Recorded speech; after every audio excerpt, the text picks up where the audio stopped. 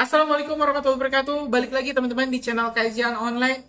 Presiden Prabowo Subianto rupanya sudah cukup ya teman-teman, cukup menunggu terkait RUU perampasan aset. Terbaru ini Menteri Hukum dan Imigrasi Bapak Profesor Yusril Iza Mahendra mengumumkan instruksi langsung Presiden Prabowo Subianto terkait progres pengesahan RUU perampasan aset. Kita harus syukuri juga teman-teman, setelah campur tangan Bapak Prabowo di sini, Pak Presiden, akhirnya RUU ini masuk juga ke prolegnas prioritas yang sebelumnya tidak menjadi prioritas bagi para anggota dewan kita terhormat di DPR. Setelah kemarin 3 minggu teman-teman, di demo besar-besaran tidak ada henti, akhirnya DPR melunak juga karena mungkin ketakutan juga kalau misalnya gedungnya dibakar atau ya ini DPR-nya dibubarkan. Kita lihat di beberapa negara yang lain, salah satunya Nepal, itu gedung DPR-nya sampai habis dikarenakan diamuk oleh rakyatnya, dan juga Perdana Menterinya dituntut untuk mundur. Mudah-mudahan Indonesia tidak sekeos itu, tidak sekacau itu, karena sekali lagi, kalau misalnya ya gedung DPR itu kan dari hasil uang rakyat. Kalau misalnya dibakar yang rugi ya tetap rakyat. Nanti kalau misalnya harus ngebangun ya harus minta uang ke kita lagi, ya nggak mau lah. Jadi kita tetap berada di koridor yang benar, kita utarakan kegundahan hati rakyat, kita ya salurkan tuntutan-tuntutan kita, dan kalau misalnya ya belum ini anggota DPR kita belum memenuhi, kita bakal balik lagi tuntut ke anggota DPR kita bakal kembali teman-teman menyuarakan keadilan. Nah, hari ini kita bakal dengarkan dulu pernyataan dari Istana terkait RUU perampasan aset, bagaimana pandangan Pak Prabowo dan bagaimana instruksi sebenarnya dari Pak Prabowo yang sehingga ini para anggota DPR mendadak teman-teman ketar-ketir. Para anggota DPR mendadak menyetujui RUU perampasan aset untuk menjadi salah satu undang-undang yang dibahas di prolegnas prioritas 2025. Tanpa panjang lebar, kita simak, kita kaji informasi selengkapnya.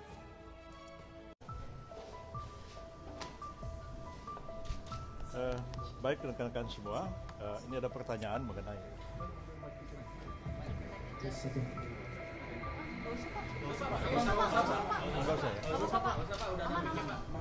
baik begini, ini pertanyaan terkait dengan RUU perampasan aset ya. Seperti kita ketahui bahwa Pak Presiden Prabowo Subianto sudah menegaskan dan meminta kepada DPR untuk segera membahas rancangan undang-undang ini. Dan seperti kita ketahui, RUU ini kan sebenarnya sudah diajukan pada masa pemerintahan Pak Jokowi pada tahun 2023 yang lalu.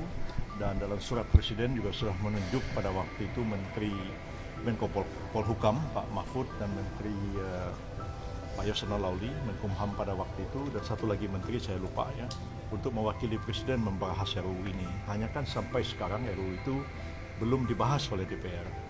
Dan karena itu Pak Prabowo menegaskan juga kepada Pak Ibu Puan Maharani supaya DPR segera mengambil langkah membahas RUU ini. Dalam perkembangan selanjutnya, Menteri Hukum sudah melakukan rapat di DPR dalam rangka perubahan prolegnas, dan ini sudah memasukkan RUU perampasan aset ini dalam prolegnas tahun 2025-2026, nanti akan segera dibahas pada tahun ini juga. Mudah-mudahan pada tahun yang akan datang ini sudah bisa diselesaikan. Tetapi saya mendengar juga ada perkembangan baru bahwa DPR akan mengambil alih inisiatif ini, dan kami persilahkan DPR segera mau merevisi atau mau menambahi, diserahkan pada DPR. Tapi pada sisi pemerintah siap untuk membahas RUU ini kapan saja DPR menyerahkan RUU itu kepada Presiden. Jadi dari sisi pemerintah nggak usah ada keraguan, kami siap membahas RUU itu, dan tergantung Pak Presiden nanti siapa yang akan ditunjuk, menteri mana yang akan ditunjuk untuk mewakili Presiden dalam membahas RUU tentang perampasan aset ini. Kalau soal tim investigasi independen untuk korban meninggal itu akan dibentuk? Sampai hari ini kita menyerahkan kepada lembaga-lembaga yang sudah ada, ya.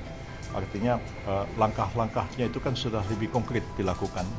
Jadi sementara ini pemerintah mendorong supaya polisi bekerja, kemudian Komnas HAM juga bekerja, lembaga-lembaga pelindungan saksi dan korban juga bekerja, dan kita memastikan di lapangan bahwa langkah-langkah hukum telah dilakukan dan on the track, sesuai dengan hukum dan sesuai dengan ketentuan-ketentuan HAM, bahwa Komnas mungkin punya pendapat, punya saran lain kepada pemerintah, ya kita tentu menghormati Komnas HAM sebagai satu lembaga negara independen untuk juga melakukan penyelidikan. Dan kami dengar tadi dari Ibu Ketua bahwa Komnas juga sedang melakukan penyelidikan dan belum selesai.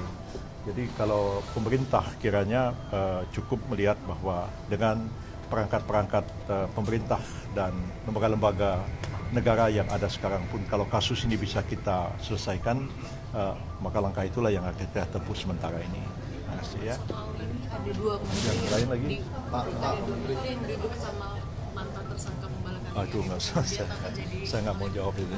Itu cukup pengamat aja. Jangan Kemarin bilang. Presiden sempat bilang kalau agenda kemarin itu ada makar, dugaan makar. Tersangka ada 7 orang kan dari Polri, itu kan terkait dengan aksi demo. Nah, dari pemerintah sendiri apa sudah melihat Bu Mevi ada lagi nggak sih aparat-aparat yang melakukan kekerasan terhadap masyarakat dalam demo, karena kan beberapa juga viral kayak di Medan mahasiswa kejang-kejang dan segala macam. Dan pemerintah sendiri sudah menemukan itu nggak? Ya, ada laporan? pemerintah sebenarnya melakukan hal yang sama ya terhadap 7 ini kan yang betul-betul menimbulkan korban. Dan kita tahu almarhum Afan itu meninggal dunia karena kesalahan yang dilakukan oleh aparat kepolisian, dan pemerintah kan sudah mengambil satu langkah mengadili mereka di pengadilan etik. Dan seperti tadi saya tegaskan bahwa akan ada langkah lanjutan, yaitu menuntut yang bersangkutan itu ke pengadilan umum sebagai satu tindak pidana biasa, tindak pidana mungkin kena kesengajaan mengakibatkannya meninggalnya orang lain dan sebagainya. Itu tergantung pada penyidikan yang dilakukan di dalam waktu yang tidak terlalu lama. Dan hal seperti ini mungkin juga terjadi di tempat-tempat lain kan, yang kita belum tahu, tapi pemerintah melalui Kapolri nanti juga tentu akan meminta kepada kepolisian yang ada di daerah-daerah, ya kalau ada laporan ataupun juga kejadian-kejadian tertentu di mana aparat kepolisian melakukan satu tindakan yang tidak perlu, ya misalnya melakukan satu tindakan yang sebenarnya tidak diperlukan tindakan seperti itu, tapi diambil langkah seperti itu tentu juga akan dilakukan tindakan, terutama sendiri untuk melihat dari segi disiplin dan juga dilihat dari segi etik kalau sampai menimbulkan korban. Jadi ini tentu tidak hanya pada 7 orang ini aja, tapi yang lain-lain pun akan dilakukan hal yang sama jika sekiranya itu terjadi di daerah-daerah. Kalau untuk anak-anak yang ditahan itu Pak, kan ada kemungkinan bahkan RJ ya. Tadi kan sudah dibilang ada tersangka. Iya, anak-anak itu sudah melakukan tindak kekerasan pembakaran, kalau kita tahu kemarin ada pembakaran segala macam. ya. Itu Saya tidak bisa merinci satu demi satu, tetapi terhadap anak-anak itu juga memang dilakukan penyelidikan dan penyidikan. Tapi seperti yang sudah saya tegaskan tadi, bahwa pemerintah mengedepankan terhadap anak-anak itu akan dilakukan upaya restoratif justice ya, terutama kepada anak-anak ini, karena kita lebih mengedepankan aspek pendidikan dan pembinaan kepada mereka daripada aspek menjatuhkan hukuman. Hal yang sama juga kita lakukan terhadap mahasiswa, hanya kepada mereka yang betul-betul mempunyai niat yang jahat atau mempunyai mens rea untuk melakukan satu kejahatan, itu yang betul-betul akan kita tindak lanjuti sampai nanti dilimpahkan perkaranya ke pengadilan. Jadi terbuka kesempatan bagi pemerintah juga untuk melakukan musyawarah dengan keluarga, dengan korban, mengedepankan restoratif justice supaya betul-betul tercipta keadilan di negara kita ini. Ya. semuanya Kan ini ada koalisi masyarakat yang mendesak adanya tim pencari fakta untuk mengusut ada tidaknya Sudah saya jawab tadi. DPR dan pemerintah sepakat RUU perampasan aset rampung pada 2025. RUU tersebut telah mendapatkan dukungan dari berbagai ketua umum partai politik saat dibahas ketika bertemu dengan Presiden Prabowo Subianto.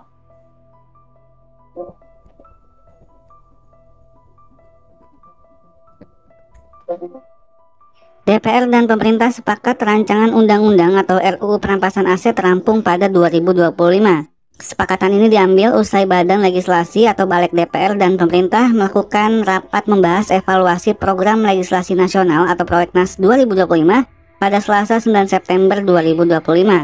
Ketua Balik DPR Bob Hasan mengatakan pihaknya tetap tak terburu-buru dalam pembahasan RUU perampasan aset. Menurut Bob, pembahasan RUU perampasan aset harus tetap melibatkan partisipasi masyarakat. Bob juga ingin agar publik memahami substansi dalam RUU tersebut. targetnya tahun ini semuanya harus dipegang semua, tetapi kemudian kita ini namanya meaningful, harus memenuhi meaningful partisipasi publik. Meaningful itu adalah yang bermakna. Nah, maknanya adalah apa? Kita jangan hanya tahu judulnya perampasan aset, harus tahu seluruh publik apa isinya perampasan aset itu. Itu kalau bicara makna. Menteri Hukum Supratman Andi Aktas mengatakan Presiden Prabowo Subianto sejatinya mendukung RUU perampasan aset segera dibahas di DPR. Selain itu, RUU tersebut juga telah mendapat dukungan untuk dibahas dari para ketua umum partai politik ketika bertemu Presiden. Presiden sudah bertemu dengan ketua-ketua umum partai politik. Dan yang kedua juga hari ini menandakan ada keputusan yang diambil, itu artinya pembicaraan ini tidak dilakukan secara baik ya, dan kita tunggu proses politiknya itu ada di DPR. Tolong kedua. Sebelumnya RUU perampasan aset diusulkan masuk prolegnas prioritas 2025 dan disepakati menjadi usul inisiatif DPR. RUU perampasan aset awalnya masuk dalam prolegnas jangka menengah 2024 hingga 2029. RUU perampasan aset mendapat atensi dari DPR dan pemerintah usai desakan dari rakyat pada gelombang aksi unjuk rasa akhir Agustus 2025. Dari Jakarta, Fahri Audiafiz, Metro TV. Rancangan Undang-Undang Perampasan Aset memuat sejumlah pasal penting, yakni pasal yang mengatur tentang aset yang dapat dirampas. Aset yang dapat dirampas antara lain adalah aset hasil tindak pidana. Aset lainnya yang dapat dirampas yang diatur dalam pasal 3 ayat 1 adalah aset yang diduga dipakai untuk tindak pidana, aset sah milik pelaku sebagai pengganti, aset temuan yang diduga dari tindak pidana, aset tak seimbang dengan penghasilan, kekayaan, dan aset berupa benda sitaan tindak pidana. Dari sisi nilai, aset yang dapat dirampas adalah aset bernilai minimal 100 juta rupiah dan terkait tindak pidana dengan ancaman hukuman 4 tahun atau lebih.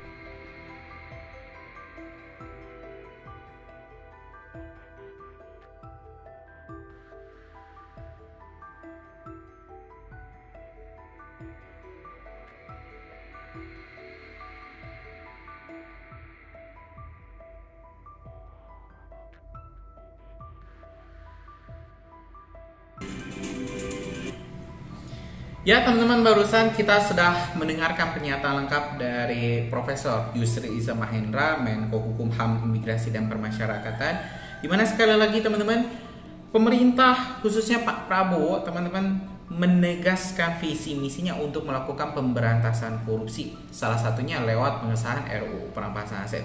Sekarang sudah resmi ya teman-teman, RUU perampasan aset masuk ke prolegnas prioritas 2025. Jadi kalau misalnya nggak kunjung selesai, maka itu artinya anggota DPR kita tidak bekerja. Dan ya hukumnya apa kalau misalnya makan gaji buta, ya itu haram. Jadi teman-teman, kalau misalnya bulan depan nggak ada progres, ya kita wajar kalau menanyakan. Ya kita wajar kalau mengetuk pintu para rumah anggota dewan kita ya. Sekali lagi kita tentu berdoa pengesahan RUU perampasan aset bisa berjalan dengan lancar, tidak ada kendala, tidak ada aktor-aktor intelektual, elit-elit politik yang sengaja menghalang-halangi pengesahan RUU perampasan aset. Ya mungkin itu teman-teman informasi kita hari ini. Punya pendapat lain tulis di kolom komentar, kita bakal diskusikan. Terima kasih. Assalamualaikum warahmatullahi wabarakatuh.